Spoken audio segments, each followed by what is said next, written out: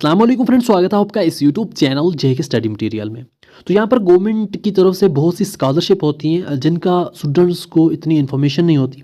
तो यहाँ पर जैसा कि आप एनएसपी स्कॉलरशिप भरते हैं जो मिनार्टी के लिए होती है, जिसमें यहाँ पर मुस्लिम, सिख या बाकी जो भी मिनार्टी यहाँ पर रिलीजन है उनके स्टूडेंट्स आ जाते हैं, तो वो फॉर्म फिल करते हैं। तो आज मैं आपको एक न्यू स्कॉलरशिप के बारे में बताऊँगा जो कॉलेज एंड यूनिवर्सिटी के स्टूडेंट्स के लिए है और बहुत ही बेस्ट स्कॉलरशिप है। जो एनएसपी स्कॉलरशिप आप भरते हैं मिनार्टी के लिए, उससे 1000 टाइम्स बेटर स्कॉलरशिप है ये।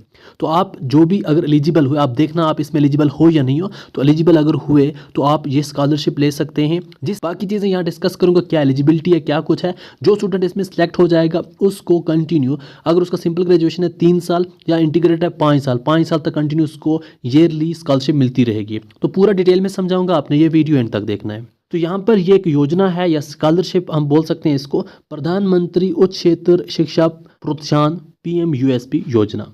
तो ये सेंट्रल सेक्टर स्कीम है, स्कॉलरशिप है। तो पहले इसके बारे में डिस्कस करते हैं, फिर फॉर्म फिल कैसे करना वो भी बताऊंगा। तो यहाँ पर ये जो स्कॉलरशिप है, ये स्कॉलरशिप मिनिस्ट्री ऑफ एजुकेशन की तरफ से, गवर्नमेंट ऑफ इंडिया, जितने भी इंडिया के स्टूडेंट्स हैं सबके लिए।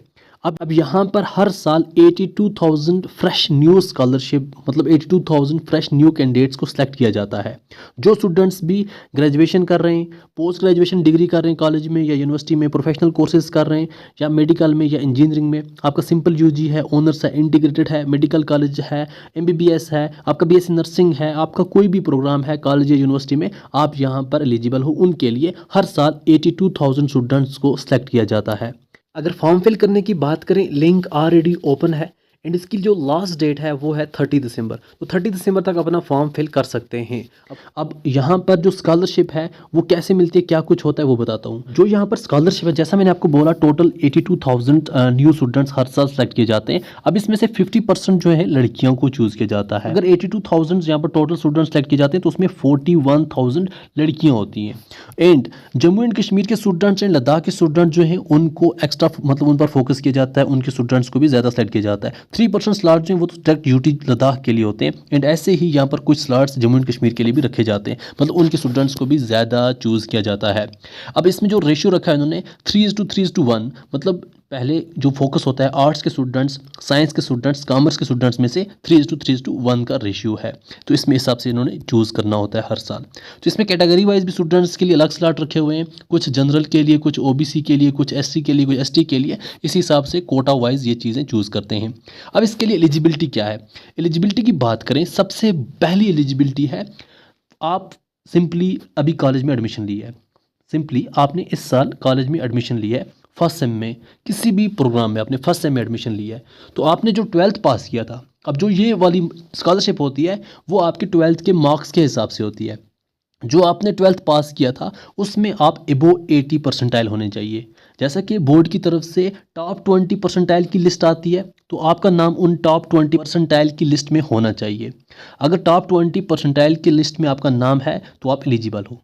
यहाँ पर टॉप 20 परसेंटाइल की जो लिस्ट है उसमें आपका नाम होना चाहिए, जो आपने 12th पास किया है, चाहे किसी भी बोर्ड से किया हो। एंड अभी जो आप कर रहे हैं, आप ग्रेजुएशन कर रहे हैं, आप इंटीग्रेटेड कर रहे हैं, आप कुछ भी कर रहे हैं, तो आपका जो कोर्स है वो यहाँ पर रेगुलर होना चाहिए। आपका डिस्टेंस मोड नहीं होना चाहिए, ना ही डिप्लोमा होना चाहिए, डिग्री होनी चाहिए आपकी। अगर आप कोई ऐसा कोर्स कर रहे हैं जो टेक्नोलॉजी का है, इंजीनियरिंग वगैरह, तो वो किसी भी इंस्टीट्यूट में अगर आप हो तो वो वाला इंस्टीट्यूट जो है वो रिकॉग्नाइज होना चाहिए, all India council for technical education. और आप कोई और स्कॉलरशिप नहीं ले रहे तभी, फॉर एग्जाम्पल इस साल आपने स्कॉलरशिप के लिए फॉर्म फिल करना है तो सिर्फ इसी के लिए फिल करना है, किसी और के लिए नहीं फिल करना है। एंड आपकी जो फैमिली की इनकम है, फैमिली की जो आपको ईयरली इनकम है 4.5 लाख से कम होनी चाहिए। अगर आपकी फैमिली की इनकम 4.5 लाख है या उससे कम है तो आप एलिजिबल हो इसमें। अब यहाँ पर जो स्टूडेंट सेलेक्ट हो जाते हैं स्कॉलरशिप में, आप जैसे फॉर्म फिल करते हैं, आपका जैसे ही मतलब 12th पास हुआ है, आप टॉप 20 परसेंटाइल में आते हैं, ऊपर की एलिजिबिलिटी में आप इजीली आते हैं, तो आपने अपना फॉर्म फिल किया। ये जैसे ही फॉर्म आपने फिल किया तो आपको सिर्फ जैसे वन टाइम आपने रजिस्ट्रेशन की, फर्स्ट सेम में रजिस्ट्रेशन की, तो फिर आपको कंटिन्यू, आपका अगर सिंपल ग्रेजुएशन है 3 ईयर का, तो आपको 12,000 3 ईयर तक कंटिन्यू मिलता जाएगा। फिर आप जैसे PG करोगे, उसके बाद पोस्ट ग्रेजुएशन करोगे, तो आपको वो पोस्ट ग्रेजुएशन की 2 ईयर 20,000 मिलेगा। अगर आप सिंपली कोई प्रोफेशनल कोर्स कर रहे हैं जो आपको 5 ईयर का है, जैसा कि इंटीग्रेटेड प्रोग्राम है, कोई भी BLLB है या कोई और ऐसा प्रोग्राम इंटीग्रेट कर रहे हैं जो 5 ईयर का है, तो उसमें आपको पहले जो 3 ईयर हैं, फर्स्ट 3 ईयर आपको 12,000 मिलेगा। 4 और 5 ईयर, लास्ट के 2 ईयर में आपको 20,000 पर ईयर मिलेगा। अगर आपका बीटेक है या कोई और ऐसा कोर्स है जो 4 ईयर का है, तो उस 4 ईयर वाले कोर्स में आपको फर्स्ट 3 ईयर जो हैं 12,000 मिलेंगे और लास्ट के 4 ईयर में आपको 20,000 मिलेगा। तो आई होप आपको अच्छे तरीके से सब कुछ समझ आ गया होगा, तो उसी हिसाब से आपने सब कुछ करना है। अगर आपको कोई डाउट है कमेंट करके ज़रूर बताना, या आप मुझे डीएम कर सकते हैं इंस्टाग्राम पर, लिंक डिस्क्रिप्शन में है, तो आप वहाँ पर मुझे डीएम कर सकते हैं। और टेलीग्राम ग्रुप ज्वाइन करके रखो वहाँ, ताकि जो भी इन्फॉर्मेशन हो आप तक पहुँच सके।